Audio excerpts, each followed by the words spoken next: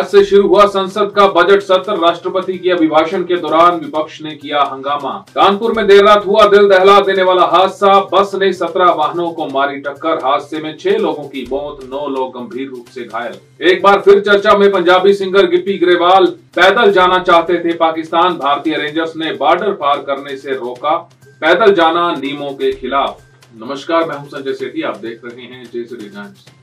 संसद का बजट सत्र आज से शुरू हो गया है।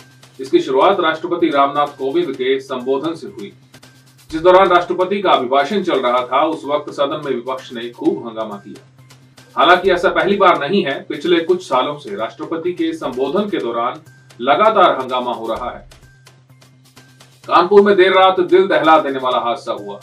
टाटमिल चौराहे पर एक इलेक्ट्रिक बस ने लगातार 17 वाहनों को रौंद दिया। हादसे में 6 लोगों की मौके पर मौत हो गई, जबकि 9 लोगों की हालत नाजुक है। चश्मदीदों के मुताबिक हादसा ड्राइवर की लापरवाही की वजह से हुआ। हालांकि घटना के बाद ड्राइवर मौके से भागने में कामयाब हो गया। पंजाबी गायक गिप्पी ग्रेवाल एक बार फिर चर्चा में है। गिप्पी ग्रेवाल को अटारी बॉर्डर के रास्ते पाकिस्तान जाने से रोक दिया गया। बताया जा रहा है कि गिप्पी पैदल ही बॉर्डर पार करके पाकिस्तान जाना चाहते थे, लेकिन पैदल बॉर्डर पार करना नियम के खिलाफ है, लिहाजा उन्हें पाकिस्तान नहीं जाने दिया गया।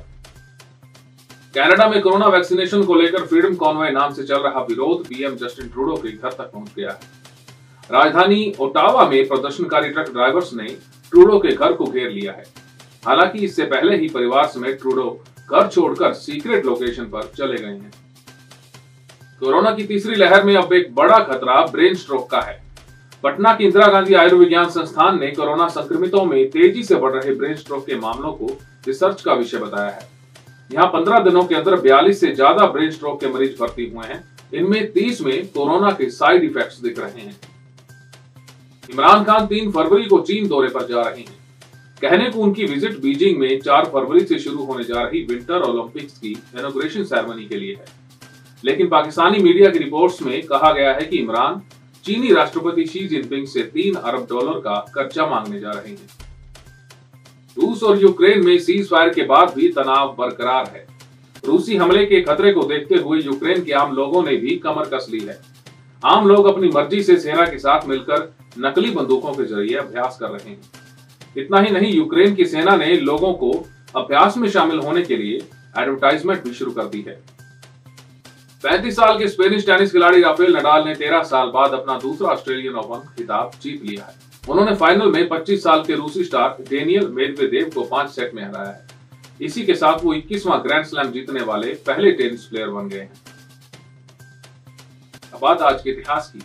आज ही के दिन हैम नाम के एक चैंपैंजी ने इतिहास रचा था। हैम पहला जानवर था जिसने अंतरिक्ष यात्रा की। इस चैंपैंजी के बाद ही इंसान का अंतरिक्ष का सफर शुरू हुआ था। हैम चैंपैंजी को 31 जनवरी 1961 को अंतरिक्ष में भेजा गया था। उसे अंतरिक्ष में भेजने की वजह इसकी जानकारी हासिल करना थी कि अंतरिक्ष में इंसान के जाने पर किस तरह का प्रभाव होता है। इस चैंपैंजी को कैमरून के जंगलों से पकड़ा गया था। इसके बाद उसे अमेरिकी शहर फ्लोरिडा ले जाया गया। फ्लोरिडा में हैम को मियामी रेयर बर्ड फर्म में रखा गया। 1959 में अंतरिक्ष में जाने की ट्रेनिंग के लिए अमेरिकी एयरफोर्स बेस भेजा गया। धरती पर लौटते वक्त हैम का कैप्सूल 130 किलोमीटर दूरी पर अटलांटिक महासागर में जा गिरा। उसे बचाने के लिए कुछ ही घंटों में एक जहाज मौके पर पहुंचा। हैरानी की बात यह है कि इतने देर के बाद भी वो जिंदा था। जब उसे बाहर निकाला गया तो उस वक्त उसके चेहरे पर एक मुस्कान थी, जिसे फोटोग्राफर ने अपने कैमरे में कैद कर लिया। हमारे इस खास पेशकश में फिलहाल इतना ही। देश और दुनिया की तमाम खबरों के लिए आप देखते रहिए जय श्री राम।